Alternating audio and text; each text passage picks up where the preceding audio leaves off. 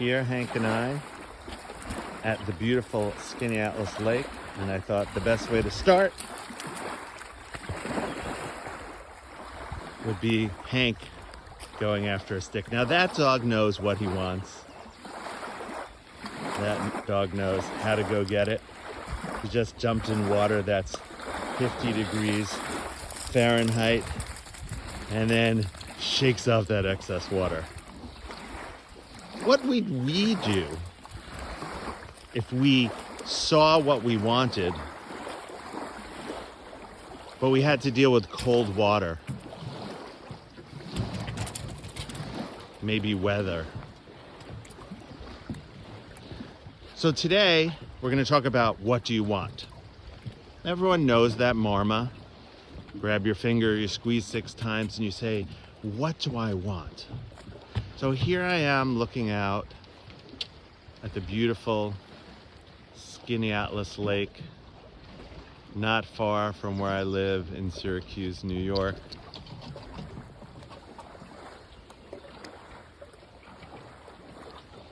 Just take that in. And there's my sailboat.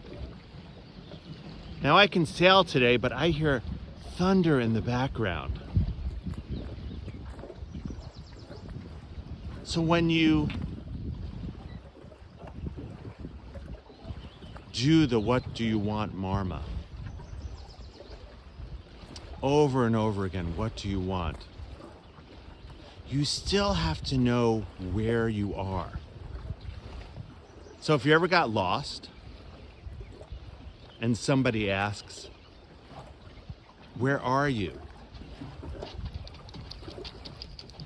You need to give them your location. That way they can come pick you up. So if I wanted to go out in my sailboat today, that's my sailboat right there, I'd have to pick a direction I want to go. Now, not everyone knows about sailing, but when sailing first started, you could only go in the direction of the wind. So say I wanted to go north up the lake here, but the wind was coming from the north, meaning blowing against me. And this happens in life. Sometimes you know what you want, it keeps coming to you over and over, but you have to go against the wind. Now, in the old days, around Christopher Columbus time, people only sailed with the wind. They actually thought it was against God to sail in any other directions.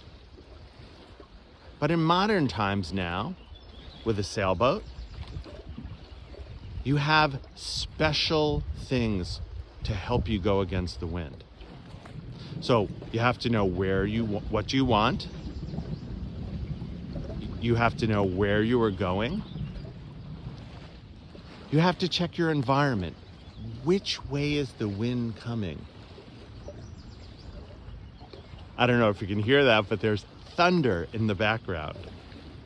You might say, I know what I want. I know where I'm going, but there is no way I am going today because there is thunder, and that's a big metal pole standing up from my boat. So the sailboat has sails, mainsail, and a jib. I have a furling jib that I can use to get extra wind onto the boat. I have a rudder which steers the boat. It's in the back there next to the engine. And I have a keel, and that's the important part. That keel swings down 5 feet below the boat. It's heavy, it's wide, and it makes it so the boat doesn't slip sideways. So if I want to go north, even though the wind is coming from the north, I can put up my sail, I can unfurl my jib, and I could do that either in the cove that I am now, where there's not much wind, or I can turn my boat right into the wind. Because when you're heading right into the wind, the sails don't catch wind. But when I am going against the wind to where I want to go, which happens in our lives all the time, there are things that seem like they're working against us, but they're actually working for us. I turn my boat into the wind.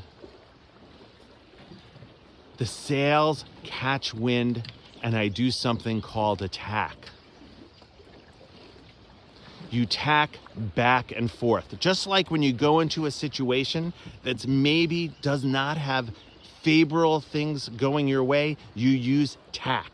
That's why they call it that. You go to where you want to go by moving around things in a graceful way. So to go north on the lake, I would gracefully move the boat side to side up the lake, using the wind, using the keel, and using the rudder. Now, I wouldn't move very fast forward. Just wanted you to hear the thunder there. I wouldn't move very fast forward, but I would move in the direction of what I want. Knowing where I am, the wind speed, the weather, and the future of those things, so I could get back. Now, if I was sailing with the wind, going south on the lake, I could just open my sails. And that wind would just gently and gracefully move me south down the lake, if that's where I wanted to go. But if I wanted to come back, I would have to fight my way back against the wind.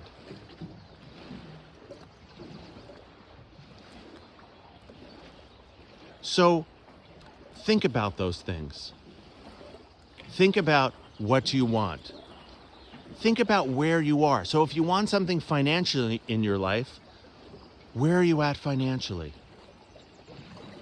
Take an audit of your own life.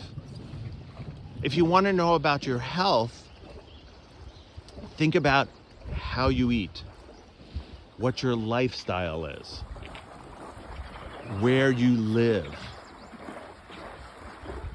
I share this house with 36 people. We figure out a way to live together during the summer. We each take turns. We share boats. So if you want to know about your health, think about what you've been doing for the past few months, the past few years. And then, if you want to be healthier, move forward towards that. Change your diet, change your lifestyle. Just like the boat moving against the wind, it might not be easy, but you could do it with grace, and you can do it with joy. You might move forward a bit, and then a gust of wind blows you back. And then you move forward more. So sometimes life is 3 steps forward, 1 step back. 5 steps forward, 2 steps back. But you're still moving in the direction that you want to go. So what do you want? Where are you at? And then what resources do you have? Resources today are a thunderstorm. I'm not going out today. I'm not moving forward today. Today might be a day of rest, a day of gaining inspiration, looking forward to what's coming up, a better day to move forward.